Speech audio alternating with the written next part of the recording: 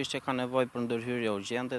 Dy ndër pikat kryesore që duhet të vinë në ndihmë fermerët shqiptar janë mos subvencionimi, të cilën nuk e marrin, dhe orientimi i fermerëve se çfarë duhet të mbjellin. Fermerët tanë mbjellin në mënyrë kutëru, mund ta thonë.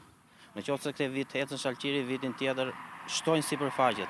Kjo gjë ka ndodhur edhe si vjet me shalqirin. Janë rreth 700 hektar shalqire vetëm në zonën e Divjakës.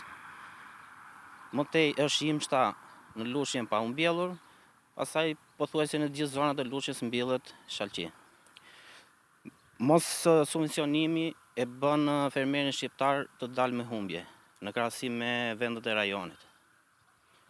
Mos orientimi më tej nga institucionet përkatëse, nga Ministria e Bujqësisë, nuk funksionon fare agjencitë e ekstensionet bujqësore në përrethe, drejtoritë janë formale, nuk dalin terren, thjesht shkojnë në zyrë, marrin ato rrogat edhe kaq.